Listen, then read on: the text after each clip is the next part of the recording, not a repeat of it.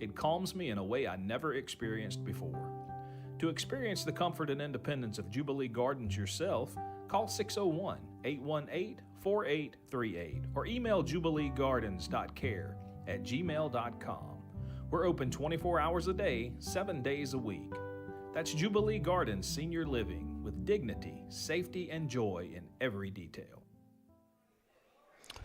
Welcome in, Trevor Lee. We appreciate you taking time for the podcast tonight. Ricky, as always, good to be. We're open 24 hours a day, 7 days a week. That's Jubilee Gardens Senior Living with dignity, You're actually a week safety, ahead and of joy schedule every from detail. the rest of the guys that we're going to have tonight. And so, welcome in, Trevor Lee. We appreciate you taking time for the podcast at gmail.com. Always good. We're open 24 hours a day, 7 days a week. That's Jubilee Gardens Senior Living with dignity, You're actually a week safety, ahead and of joy schedule every from the detail. rest of the guys that we're going to have tonight. And so, welcome in, Trevor Lee. We appreciate you taking time for the podcast at gmail.com. Always good. We're open 24 hours a day, 7 days a week. That's Jubilee Gardens Senior Living with You're dignity, actually a week safety, ahead and of joy schedule every from the detail. rest of the guys that we're going to have tonight. And so, welcome in, Trevor Lee. We appreciate you taking time for the podcast at gmail.com. Always good. We're open 24 hours a day, 7 days a week. That's Jubilee Gardens Senior Living with You're actually dignity, a week safety, ahead and of joy schedule every from the detail. rest of the guys that we're going to have tonight. And so, welcome in, Trevor Lee. We appreciate you taking time for the podcast at gmail.com. Always good. We're open 24 hours a day, 7 days a week. That's Jubilee Gardens Senior Living with You're actually dignity, a week safety, ahead and of joy schedule every from the detail. rest of the guys that we're going to have tonight. And so, welcome in, Trevor Lee. We appreciate you taking time for the podcast at gmail.com. always good. We're open 24 hours a day, 7 days a week. That's Jubilee Gardens Senior Living with You're actually dignity, a week safety, ahead and of joy schedule every from the detail. rest of the guys that we're going to have tonight. And so, welcome in, Trevor Lee. We appreciate you taking time for the podcast at gmail.com. always good. We're open 24 hours a day, 7 days a week.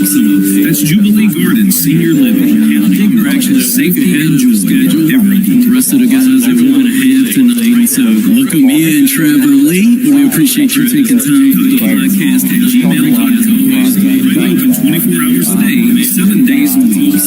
That's Jubilee Gardens Senior Living with dignity, safety, and joy every The detail. rest of the guys that we're going to have tonight. And so, welcome in, Trevor Lee. We appreciate you taking time for the podcast at gmail.com. We're open 24 hours a day, 7 Anytime I got a question about culture or anything like that, it's about leading the right way, and I believe he's always led the right way. And I feel like if he tells me I'm doing an okay job, then I feel like I'm doing an okay job. One of the hardest challenges for us as broadcasters is always the time, right? And we were trying to guess how much time was going to go by really fast, second quarter a little bit slower. How often are you guys getting the clock call from the side judges? That is one thing I will say. It was nice to have him on the sideline because it seemed like every 2 minutes in real time I was asking the referees, hey, what time I got left? It's Time, nice right? once we get the scoreboard Really and fast, everything second like that. quarter a little bit slower. How often are you guys getting the clock call from the side judges? That is one thing I will say. It was nice to have him on the things have sideline happened because in the year, it seemed like and it was every good to 2 see it all minutes come to in real time I was asking the referees, hey, what time I got left? It's Time, nice right? once we get the scoreboard Really and everything fast, second like that. quarter a little bit slower. How often are you guys getting the clock call from the side judges? That is one thing I will say. It was nice to have him on the sideline because it seemed like every 2 minutes in real time I was asking the referees, hey, what time I got left? Right? I mean, y'all were It's Time, nice right? once we get the scoreboard. Really fast, second quarter a little bit slower. How often are you guys getting the clock call from the side judges? That is one thing I will say. It was nice to have him on the sideline because it seemed like every 2 minutes in real time I was asking the referees, hey, what time I got left? Right? I mean, y'all It's on, right? It's really fast. Second quarter, a little bit slower. How often are you guys getting the clock brought home from the side judges? That is one thing I will say. It was nice to have on the sideline because it seemed like every 2 minutes, in real time, I was asking the referees, hey, what time I got left now? It's on, right? It's really fast. Second quarter, a little bit slower. How often are you guys getting the clock brought home from the side judges? That is one thing I will say. It was nice to have on the sideline because it seemed like every 2 minutes, in real time, I was asking the referees, hey, what time I got left now? It's on, right? It's really fast. Second quarter, a little bit slower. How often are you guys getting the clock brought home from the side judges? That is one thing I would say. It was nice to have on the sideline because it seemed like every 2 minutes, in real time, I was asking the referees, hey, what time I got left now? A lot of watering, cutting the grass as much as possible, just trying to get it to grow. It's coming along, though, but a lot of people have put into it, though, thankfully. Yeah, it's been awesome to see how quickly it got there. That's certainly neat. And so tell us, Trev, like, how have you studied? Rick mentioned the 8-man. I mean, you come up, you've watched a ton of 11-on-11, but the schemes, the schematic to make 8-man work, like, how tough is that? I always tell people it's still football, but it is a little different when you're used to having more people out there. It makes some things harder because week to week you have some teams that's got a 4-man line. You got some teams that run like a spread, which would in 11-man football, and they got a 3-man offensive line. There's a lot of different things you can do with it. Hopefully our school will keep growing, and then we can eventually get up to 11-man football. Trev, looking at it, your opponent a week ago, Pine Belt, had already played 2 games. Yes. So I think it matters a little bit. Clay always says it, and it's a really good point. Your most improvement comes between week 1 and week 2, right? So what are some things you're looking for this week from the team? What are some things you want to fix having that game under your belt already? Honestly, I feel like I felt like the offense moved the ball pretty well. I feel like we didn't do a great job of tackling. We had too many missed tackles. We got to shore that up. And just sharpness as far as I make it a big deal to go over special teams every single day. And having kids that have done it every day, but we get into the game time, sometimes some young men lose their minds and they don't know, okay, we're calling punt, we need the punt team out there. Just sharpness of knowing who's on the field, when they got to be on the field, stuff like that. Just little stuff that we got to clean up, but I think we're doing a good job of it this week. Trev, one thing that I notice, and you hate to point out as a broadcaster, probably as a coach many times, one particular kid, but I guess I'm going to brag because the difference between the 2 games that we've had the pleasure to cover, the center position. Yes. That was a drastic difference. I don't know, and it was a wet night, a wet pigskin, wet field. I don't know that I counted maybe 1 bad snap, if that, but it was a drastic difference from a year ago, line play in particular. Yeah, well, that's one thing that I feel like has hurt us in the past. And I've harped on it all summer about not beating ourselves, and just bad snaps is how you beat yourself. And that's just something we do every single day. And I've told him, as much as they want to run shotgun and everything like that, I said, if we keep doing bad snaps, we're just not going to be able to do it. And as a coach, if I allow us to keep running shotgun when we're having bad snaps, and I'm not doing my job, I got to do the best I can to eliminate all the pre-snap stuff or any bad snaps. And I feel like I'm trying to put the kids in the best position to win, and that's all I can do, and work on it every day in practice. Trev, I've known you for a long time. You've always hit me as like an old soul. And so teaching history, kind of tell us your passion for that. Yeah, apparently I didn't know you could be a history nerd. Some of the kids in class told me I was a history nerd. But I was like, I didn't know that was a thing. But that's like a backhanded kind of compliment in this day and age. I feel like I'm a pretty pragmatic person, and I like to figure out why things are the way they are. And if I can view it linearly from history, I like figuring it out that way. But as far as I used to be in the Air Force, and I love studying battles and leadership and stuff like that. So it's fun for me to actually teach history. I mean, a lot of people think it's a boring subject, but I love it. Yeah, so that, Rick, paired with being raised by a coach, pretty good combo that we're sitting by here. Yeah, for sure. And tell us a little bit about the thought process, or who came up with what's been on the back of the shirts on the sidelines. Oh, yeah. I've had some questions about that. I know some of our dance team instructors, they said, why does it say violence on the back? It's actually a quote from General George Patton from World War II. He said, a good plan executed quickly and violently beats a great plan executed next week. So even if we don't have the perfect play called, if we can execute the play as fast and as violent as we can make the play happen. Yeah, I like that a lot. And you mentioned the young guys are playing right now. For people that haven't followed Heritage, it's not very familiar. Second-year program, it takes some time to build a program. But, boy, got to be excited. Last week against Benford, the young guys got a 28-14 win. They're on the field now, so the future certainly looks really bright for Heritage and their program. Yeah, I'm really proud of them. Coach Will Rouse and Coach Daniel Goins are out there with them right now. Just having those young athletes that are looking forward to playing football, want to be part of the football program, that means a lot in a small school like that. Because, right now, we have about 80% of the student body that are in some type of athletics. And that's a huge amount of kids that are in athletics. And having those kids want to come up and play football, it means a lot. And it's a brightness that's for the future. It's great. Yeah, really, really cool. Clay and I, as he mentioned already, we've been on the ground floor with our kids, and my wife was involved with track and field years ago, but actually sent our first scholarship athletes, right, for track and field.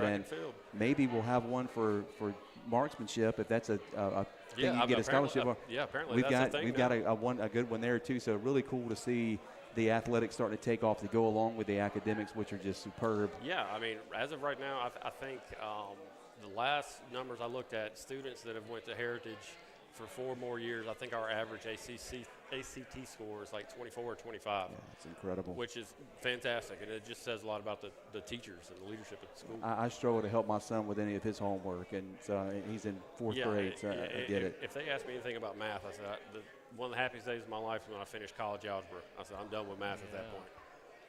Trev, we'll let you get out to the field. I will make one request. Ryan Rouse is my starting point guard, so whatever, just don't get him hurt when you hand him back off to play upward basketball.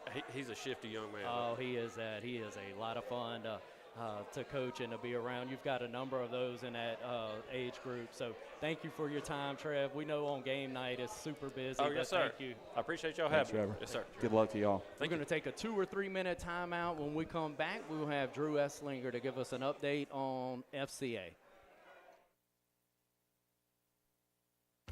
The days of hiding your money in a mattress or burying it in the backyard are long gone. Our friends at Bank Plus can help you save for a rainy day. Hurry in and let their friendly staff help you with all your banking needs. Stop by any of their locations today at 115 Williams Avenue and 951 Memorial Boulevard in Picayune, or 105 North Main Street in Poplarville. Bank Plus is more than a name, it's a promise. A lot goes into powering this community. That's why your Touchstone Energy Cooperative wants you to know we've got you. It's a pledge to make sure you're always taken care of. A pledge we honor every day. From our member service representatives to our linemen and those making sure the power you use is there when you need it. We've got you. Always. Brought to you by Coast Electric, your Touchstone Energy Cooperative. It feels good to buy local, whether you're supporting your community's small businesses, family-owned restaurants, or Farm Bureau Insurance. The local agents at Farm Bureau Insurance are dedicated to always helping you protect what's important. Farm Bureau Insurance is headquartered right here in Mississippi, with local agents in your community. If you're shopping for car, home, or life insurance in the Poplarville area, call Kate Amaker at 601-795-4585.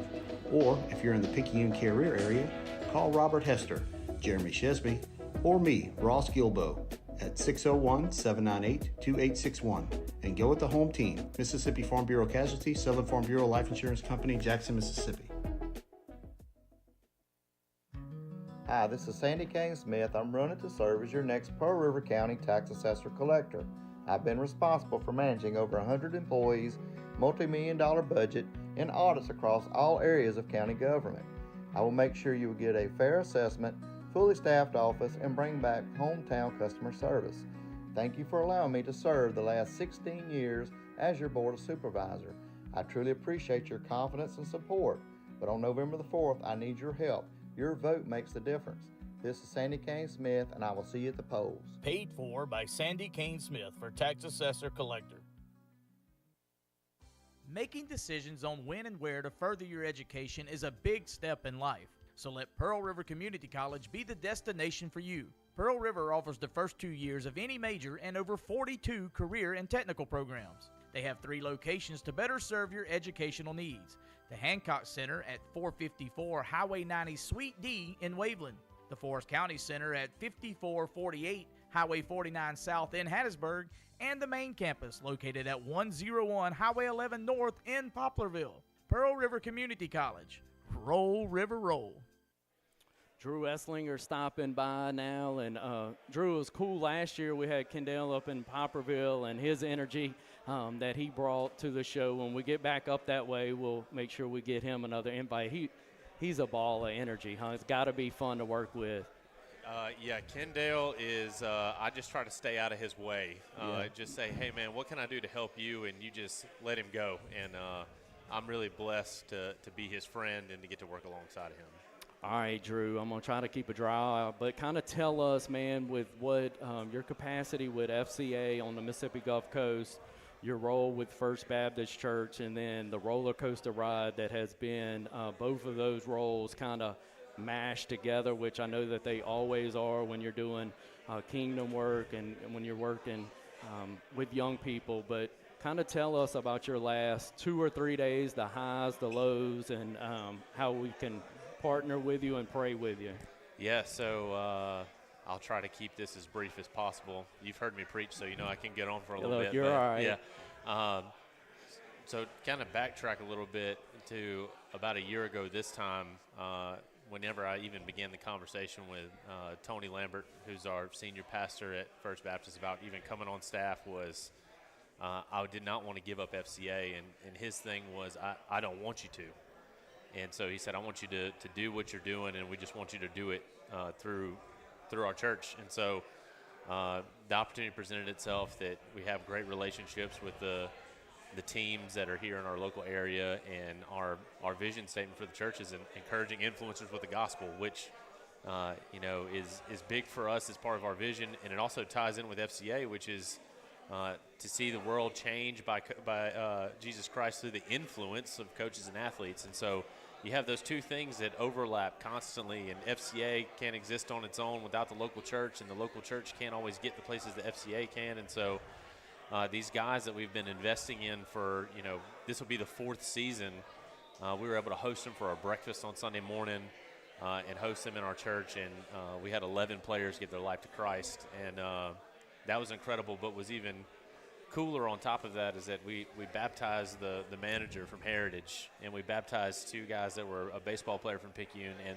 a 3-year starter at center from Picayune as well, just graduated. So just incredible. And you walk out of there and frankly just kind of shell-shocked, like not even really processing what's happening, because you just think about all the time and all the prayers that have gone into that. And then you're met with, hey, there's a student at the junior high that passed away, and we need you on campus. And then you're going, man, you're trying to even wrap your mind around that. And we started team chapel at Mississippi Gulf Coast Sunday afternoon, and I've been there. This will be my 3rd season with them. And so at 4:30 before they start practicing on Sunday at 5, before they have team meeting, we have chapel. And me and my wife, we left, and we're headed on 59, headed north to Poplarville to cut across on 26, and there's a bad wreck, a car that's on fire, and come to find out that's a defensive lineman who was on his way back, that it was probably going to come and sit in that chapel, and he passed away. And so you go from this kind of mountaintop moment to now you're in this valley with guys, and they're getting ready to play a great opponent in East Mississippi on Thursday, and now they're dealing with the loss of a teammate. And his locker is the first one when you walk in the locker room. So you're trying to help them navigate that the best you can, and it's been something. and please don't let me mess this up, Drew. Correct me on the spot. A Biloxi kid? Yeah, he was from Biloxi. So Marcus had transferred in from Nicholls State, so he had went down to Thibodaux to watch the game Saturday, stay with his buddies, and then he was on his way back to practice. So that's why he was even on this side. So, yeah. Wow. So tell Drew, and I know we play, and it probably needs to be redone, but we play an FCA spot. We've always done that since you've given us that spot. We play it during our broadcast, but tell the audience watching online and those here, how can people partner with your work and a bunch of other really cool people that you work with? It's neat when you share the photos from all the different spots that y'all have been, man, throughout the schools. But tell us how folks can help. Yeah, so FCA is a nonprofit organization, and so everything that we do through FCA is donor supported. So it's because people have given to our ministry that we're even able to stay afloat. And, you know, working in nonprofit, sometimes you kind of get in some up and down, just kind of depends on the physical year.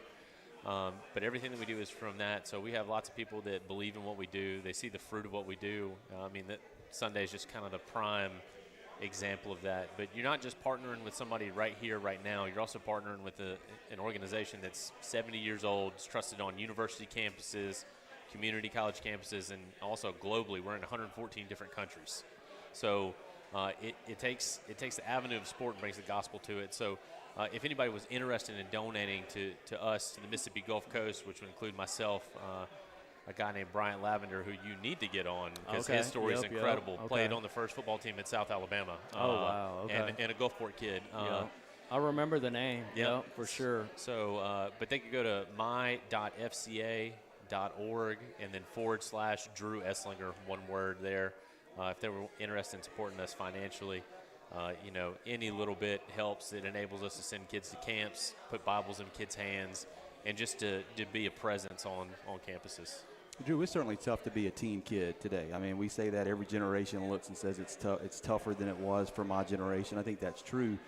But I think collectively we've had some blind spots we've done a good job of saying don't do this, but not instead of this, we can do this, right? Yep. And it's pretty interesting. I'm a kind of a stat nerd, and looking at some of the job statistics, this generation that's entering the workforce now, you know, Clay and I and even our parents' generation, you stayed at a job forever and retired and did your business. They're leaving because they don't feel like they're making a difference. Mm-hmm. They don't feel like there's a purpose. So I think there's something to that these kids want that. They want to be a part of a mission. They want to be a part of a purpose if it's presented. Are you seeing that with the kids that you're working with? Yeah, I think right now this current generation, for all the flack that they catch, they have learned that achievement is not necessarily tied to their identity. Yeah. So I think in previous generations it was, you know, if you're a welder for life, or if you're a blacksmith, you're a blacksmith for life, or whatever it is that you do, you're tied to that. What they are discovering is that I am who I am, and God's creating me for something, and that doesn't necessarily mean that I always have to be tied to this. That I can be mobile and I can make an impact in different places, and I think that there's a lot of value in that. I mean, I think there's also, like you said, some blind spots, but helping them understand that who they are and what they're created for and their purpose, they're longing for that. They want to know why they're here and what they're here for. We appreciate what you do, man. It's a mission. I mean, it's a calling. So we very much needed, and thanks for that. Yeah, man, absolutely. Tell us, he brings me right in to my next question, which is handy, right, to have him around. That's slick. I just can't, I brag on him all the time, but probably not enough. But, and then Jeff behind here, like, he does all this, and look where he goes and gets right behind the camera, selfless dude. Walt's son, like, to be on the sidelines, God obviously had a plan for your life. Drew, when did you kind of know, like, this is what I need to be doing? How did that work itself out? By accident, to be honest with you. So quickly, when I was in high school, I wanted nothing to do with coaching. I wanted no part of it. I didn't want to do what my dad did, because that's what 17, 18-year-old kids do most of the time. I wanted to be a dentist.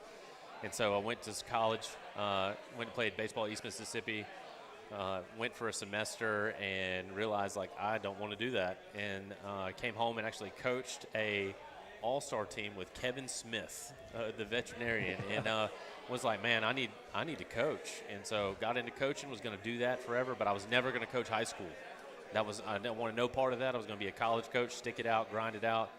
Well, I did that for a semester after I finished playing at the University of Mobile and ran out of money and had to move back home and came here to work for Kane Stockstill. And I just came asking if I could just help out with the junior high. And he's like, hey, man, you can have all the pitchers. You know, you can have all of them. And I was like, oh, dang, that's a lot. And so at 22, I became responsible for kids and, did that. And I thought that was what I wanted to do. I wanted to be a head coach. And my wife and I got married in 2015. In 2016, in Lewistown, Montana, God called me into ministry. So I was doing both things. And when I went back to Hancock, which is where I graduated from, went there to coach in 2020, the fall of 2020, I started helping out with FCA the following year whenever clubs came back. And that school had like 12 or 1,300 students. I don't remember the number exactly at the time. And we had 12 kids involved in FCA. And one athlete. And it was a female golfer. Wow. So if she brought all of her teammates, that was 4, So we're going to have 5 athletes. And so I get on the website and I start looking, and I'm just looking for resources, things to help. And there's a job opening for an area representative in Biloxi. And I just had this crippling feeling in my spirit, and I was like, man, this might be what I need to do. And this quote from William Carey kept running through my mind, that I don't fear failure, I fear succeeding in things that don't really matter. And we made the playoffs there, which was something that me and Coach DeWitt had strived for. His first year as a head coach was my senior year, and we were super good. We went 3-25. And I remember standing on the foul line in Pearl just crying because me and him, we had finally done it, And I told my wife we were about to have our 3rd kid, and I was like, hey, look, I want to go chase this. Like, I feel like this is what the Lord's calling us to. And it was no guaranteed paycheck. You got to fundraise money. And I looked at her and I was like, this is what we got to do. And she looked at me like I was crazy, because my wife's a teacher, so I don't have a sugar mama. Sure. So for 4 months we went with no paycheck, and the Lord just provided and has just opened doors and opened doors and opened doors. And we've been able to do things here on the coast that honestly no one has been able to do before us. And it's not because of anything that we've done. It's all because of what God's done through us and given us that opportunity. So speak to Megan's relationship with the students. I mean, student athletes particularly, but with the students as a whole. Yeah, so my wife is a self-proclaimed introvert, which she is. But there is more kids that are on my couch all the time that I don't recognize, who are 18 to 20 years old. And so she has a way of connecting with kids that is just, it's special. It's a gift that God gave her, and I'm really grateful to get to do ministry with her, and to have a partner that's with me in it, that's upset that she can't go to an away game on a Thursday night because it's in the Delta, because she wants to go see her babies. That's just how she is. And so it's a special gift that God's given her to do that. The reception from the coaches, Drew, I mean, there's rare a time that I pop into something that, one of ours, I mean, we cross paths, especially this time of year, a good bit, but the reception, Picayune, you've mentioned Coach Wright and Mississippi Gulf Coast. I know he gives you a pretty good run of the joint there. How important is that? It's everything. It's all about relationship equity with the coaches, and allowing them for them to give us the opportunity to share and to be a part of it. And one of the things that we always tell them is like, hey, we're here to help your program. We're here to do, maybe fill in some gaps that you're not able to hit, and we just want to do whatever we can to help you.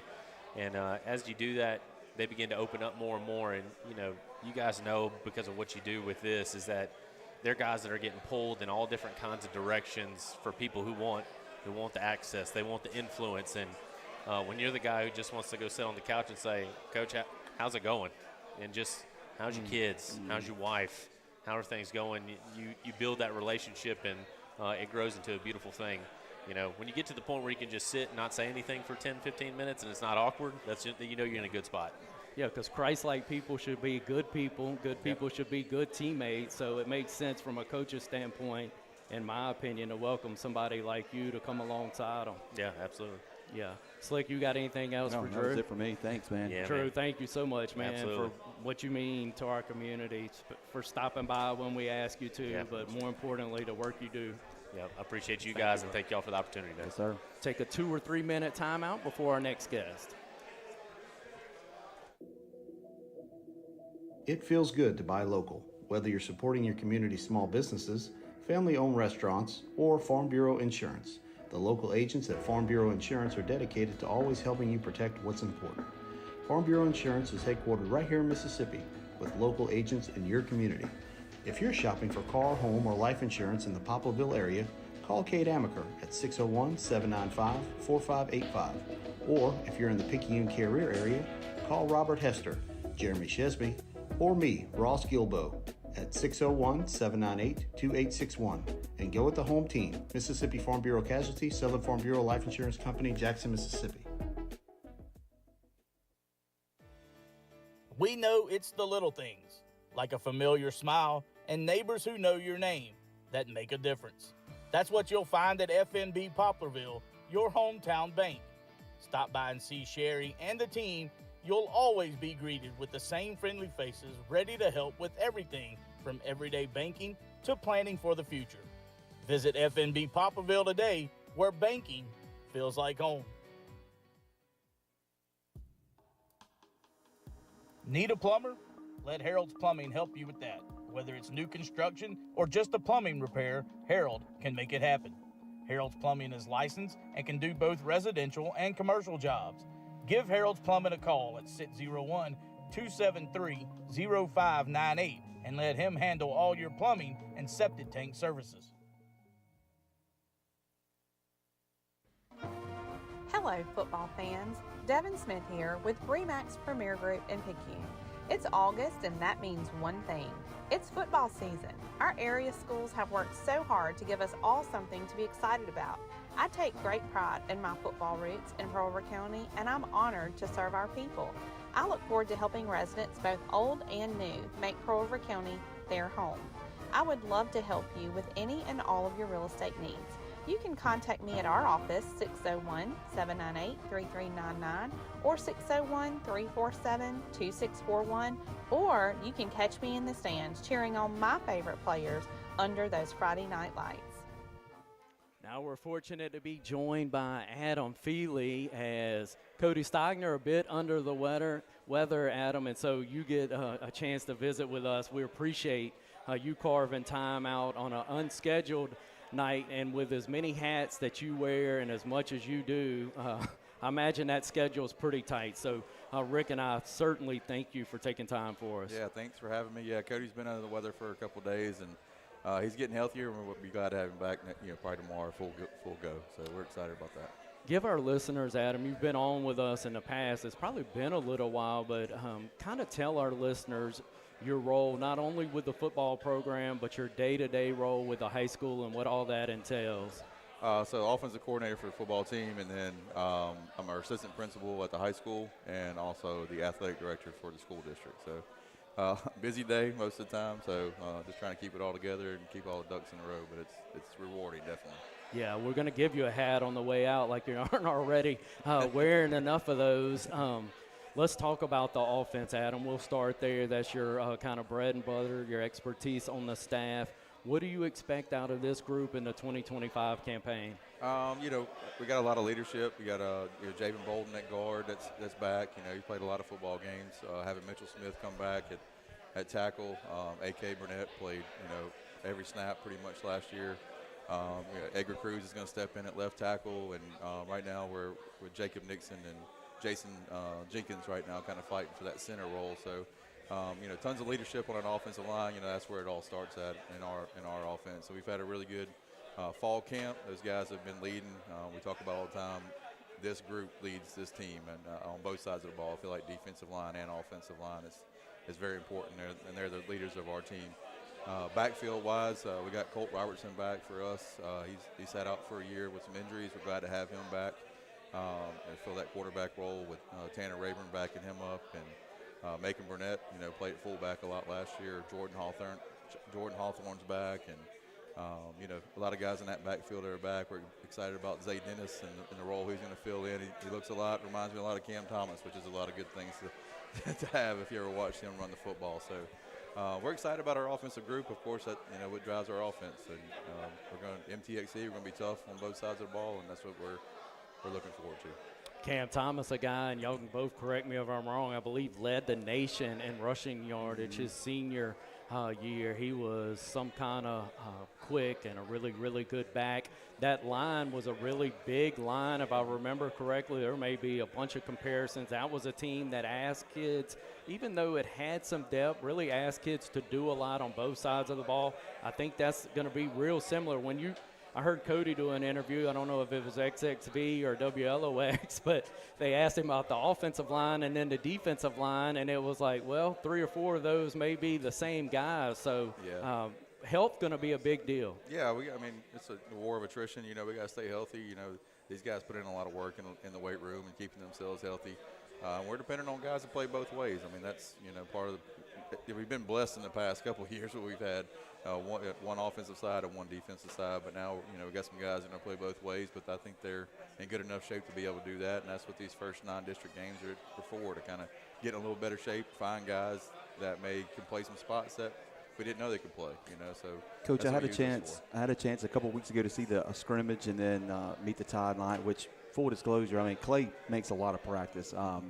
He's very involved. Does make me feel a little bad, though, when you turn over and you're like, Clay, what play you want us to run here? Going over the scout offense, but leave that be. He's earned that for coming out. But looking at the team, and it really takes a couple of games to kind of feel like, what's the identity of these guys? You go back to the team last year. That was a team that was they were scrappy. Mm-hmm. They were together, a cohesive unit. Go back before that, talent all over the place. The first thing that I thought of with this team is these guys are physical. It's a physical bunch. They will move you around. They'll hit you. And really, and not just the first group, but the second group on the defensive line flying around the balls. I mean, guys like A.K. Burnett, who we really only seen him play offense, that's some good positions up front. Oh, yeah, definitely. And we saw that in the spring. I mean, we got a challenge with John Curtis, in the spring. I think it was really good for us to kind of see what we had there and see the depth that we had. AK, plays guard, but he's a physical player, on that side, and bring that over to the defensive side. We got Zay Jackson that plays down, kind of the same size as AK. It's really physical. Javen Bolden be able to come in and play in, and then Mitchell's going to have to play a little bit both ways as well. And of course, it always helps to have a 5-star defensive end, to kind of throttle it back to. So I think we're going to win a lot of games based on both sides of the ball. That front line on both sides is going to keep us in a lot of games, and it's going to be why we win a lot of games. And of course, the backfield is going to play their role, but I think that's where our bread and butter is. Coach, week 1 is the most unique week of the season because as soon as the game's over last season, you're already looking at your opponents. You've been looking for a long time. Gulfport didn't do us very, very good. They ran the ball all over us. Not one of our better performances defensively. How motivated has this group been to try to go and erase that? Well, you talk to Coach Hayden. If you talk to him, it's been on his mind since they left. They celebrated in our locker room. They ran for 600 and something total yards, or they put a like graphics team together for it too. They're all over. So I mean, that's it's a non-district game, so you don't put that much weight in it. But we don't like to lose here. I mean, that's why we have a winning tradition here, and we want to win everything. And Coach Stoddard says we want to win in hopscotch or checkers or whatever it may be. We want to give our best, and we want to win every game. And for them to come into our place and do that, I think kind of stuck out. And, we've been using that as some ammunition for our kids to kind of keep them motivated. I like it too, Coach, because typically we're seeing an opponent like that maybe week 4, maybe one of the last games before we get into district play. But you've had 7-8 months now to think about just that one opponent that first week. So I like having them on the schedule first. We're going to be some road warriors this year. We've got 6 games on the road, only 4 at home. But, man, we're looking forward to getting out and following it, and excited to see what the team does this year. Yeah, our schedule didn't fall kind of how we wanted it. It's happened in the last couple of years, just with scheduling and changing, classifications and things like that. And, of course, trying to find people that will play you. You don't always, when you win state championships and you're going to South State every year, it's hard to find people that want to, play at that level. And I think the people that play us, I mean, get Coach Beach in here. We got Popperville back on the schedule. We want to play the best because I feel like we are the best, and we want to, keep playing at that level. Coach, tell us about, you talked about who we're going to kind of lean on. I highlighted a kid with Trevor earlier for Heritage, so already starting the night off bad to do that. But a kid that looks like the offseason was really good to him, in my opinion, is Jordan. He's a kid that's maybe flying a bit under the radar. I think somebody at the end of this year is going to get a really, really good football player. He looks great to me, and in any practice that I've been able to step into, he looked really good against John Curtis. But it looks like the weight room, something's been really good to Jordan. It's neat to see the hard work pay off. Yeah, that's the senior leadership as well. You know, he's bought into the weight room. He's bought into the culture that's here. He knows it's his time to step up. And like you said, I think by the end of the season, he's going to have an offer to play somewhere. He has the build for it. He's going to tote the rock, too, for us. I think he kind of fills that role that Tristan kind of fell in last year, to just be able to come in and, you know, bruise people and break some tackles when they're, you know, a little tired. And, you know, Zay's going to be kind of the lightning. I feel like Jordan's going to be that thunder that kind of comes behind him. So we're excited about what all he's put into it, and his leadership showing. I was going to do this with Cody. I'll do it with you. Me and Rick talked about it. Just a way to go back and honor last year's team. I mean, you look at last year, that was a team that even locally, as much as this community seen good football, I think locally people thought, well, there's got to be a bit of a letdown coming. But I saw Bam in town yesterday. I mean, that kid leads us to a South State championship just a couple plays at the quarterback position away. And when you see him in street clothes, like, you'd never believe it. I mean, it's unbelievable what he was able to do. But there were a lot of those type of kids on last year's team that really gutted us to, I'm telling you, just 2 or 3 plays from competing for another state title. Yeah, they kind of framed themselves as a team after the team. They're like, we're here still, you know, and that was kind of how they came into the season. We're here still, and you got to play us, you know. I mean, that don't take anything away from them. That kid, that team won a 9th grade championship and beat Ocean Springs, so they were good, and they knew they were good. You know, there's doubters out there that are always going to not believe in what we have here, but they stepped up, bought into the culture that we have in, and a lot of buy-in from that senior group. And it always helped to have Darrell Smith. You know, he saved us for a lot of games. But, you know, those guys all across the ball, those seniors that rose up, like Kanan Uzel, he played, I think, every position that was available that was there. You know, and it's just having those type of kids from those type of families that are bought into what Picayune does, bought into the winning culture, that, you know, that's why we're being successful as we are. I didn't realize it as much. I've got one that's beginning to walk through the program, how big the 9th grade year is, the leadership that Seth Hayden gives that year as really a grind to kind of see, hey, are you almost worthy to make it to that 10th, 11th, 12th grade? But to watch him walk through that's a big building block. Yeah, definitely. Our 9th grade program is huge for us. I mean, junior high, you know, they're kind of learning, you know, the program. And I'll even go back to PYA and all the coaches that we have there that are a part of this program now, just seeing these kids that grow through that 9th grade group. I coached them since they were 6 years old, and they've been running quickie, switch, power, and lead since they were 6 years old. So they know what's expected of them, but, you know, that 9th grade year, you're right, is a huge building year. I used to coach with Coach Hayden in 9th grade, so we put in a thing called 4 quarters, and we set a running clock, and the kids had, you know, a timeout per half, and we get on the sled and we get on the boards, and we just go and grind. And, you know, they take a timeout when they need a little bit of water, and then we just keep on getting after it. I think he had that. That may have been his 7:30 bedtime last week. It was one of those Mondays or Tuesdays where he was just like, spit. I said, are you good, son? And he said, well, it's such and such week. I said, I get it. Yeah. So you're going to figure out if you like football in 9th grade for sure. Building the future, man. Like to go out there, we were doing a camera test for one of the nights and see Coach Hayden out there, and your coaches are involved with these young kids is a really cool thing. Adam, I'll ask you this too. The couple nights that Clay and I were together, there were a few kids who were like, I need a roster. We don't know who he is, but he made a great play. We know about the big name guys this year, the kids that we know you're going to be leaning on, but who are a couple of guys that really came on and worked themselves into a nice position to contribute this year? I think on the defensive side, Amari Scott's done a really good job. He's having to fill in a linebacker role that he didn't play last year, so having him come in, he's had a great fall. You know, he's an athlete, and we expect big things out of him on the defensive side. You know, offensively, you know, Ontario Wilkins is somebody who's filling in behind Alan McGee, who was a pretty good tight end for us last year. And Ontario's had a good summer. He had a good fall camp. and that's somebody that we're going to rely on a little bit more as well this year at the tight end position. So yeah, and it's really cool too, Adam. We had ninth graders that came in. For us, it blows our mind that a ninth grader could ever play on a varsity squad like Picayune, but you had McKinley and you had Agana that got some valuable snaps last year. Those guys probably going to come in and not only do some relief, but actually be able to come in and be counted on to play in some key spots. Well, Macon's, going to be our starting fullback, but then behind him, Kylan's going to, play defensive line and then come over to the fullback position as well. So he's going to be playing both ways. And, Kane's going to play some wingback for us and also play some linebacker, and he's our snapper. So, I mean, we're relying on some youth there, but I don't think they're in positions that it's going to be they're going to stand out. They got a lot of support behind them, and those two aren't your normal sophomores. They look like juniors, so they're pretty stout. So he certainly did last night in that run he made against Big St. Louis. Of course, he was networking that out, and I got my hands on it. You could hear it from the stands. Oh, yeah. Great run. Yeah. Last question, Adam, and I'd be remiss if I didn't. I know we've lost some guys on the staff, but we made an addition in Neil Lawler. That's a homeboy of mine. He was the first ever guest with Jeff and I. We knew that we had a relationship with Neil, like if it just totally crashed out, which I think it did the first go through, and we had to call him back with the Talking Ball Y'all podcast, that he would be forgiving and grace and mercy with us. And so add Neil Lawler to the staff. What has he added to help come along, y'all? I mean, it's another head coach on there, so he's seeing things, that maybe we don't see. Having him on the special teams, being a special team coordinator has been huge.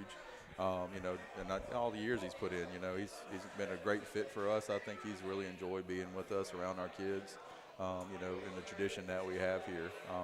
We also added Peyton Wells. Peyton Wells is helping with the offensive I'm so line. look, Peyton would have been. I would have got that nasty text. You saved me there. But Peyton, helping us with the offensive line. He's still young and he's learning, but he played in 2 state championships. He's a state champion, so he knows our offense and offensive line and ins and outs. So having those two guys, having to replace Walt Fagan, that was a blow. We hate losing him, but he's living a better life over in Key West. Key West, yeah. So and then also losing, Coach Edwards. I mean, that's 40+ years of experience there. So that was a huge blow. So having to fill that void is going to be tough. But I see him usually once a week. I'm like, hey man, if you want to come sit in the booth and help me out a little bit, you're more than welcome to. But he's enjoying his retirement and being around his grandkids, so we can't blame him there. But having those guys fill that role, I feel like we have a very good coaching staff. I know Cody is proud of that, and we have good camaraderie. There's never any negatives. We eat well together, or we coach well together. So we're excited about this 2025 season.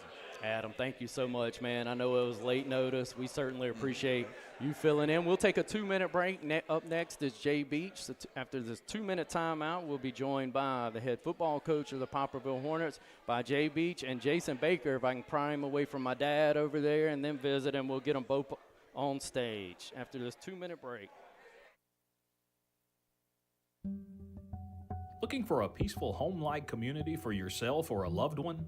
Welcome to Jubilee Gardens Senior Living in charming Poplarville, Mississippi, just minutes from Hattiesburg and Gulfport.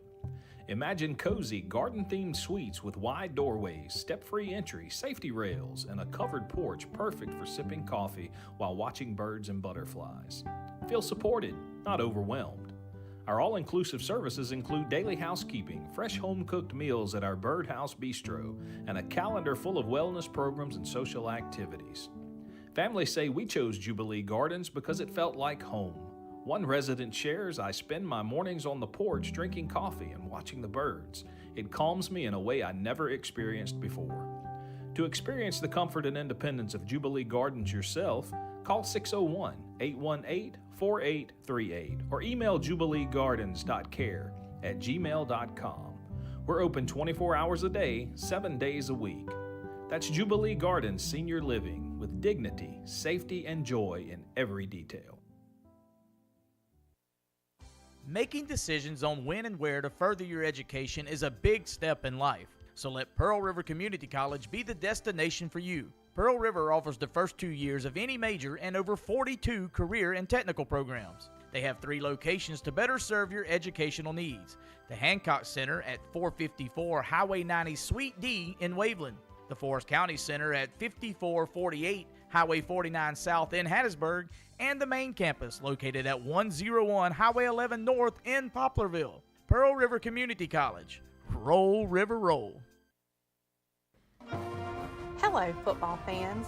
Devin Smith here with Remax Premier Group in Pigskin. It's August, and that means one thing. It's football season. Our area schools have worked so hard to give us all something to be excited about.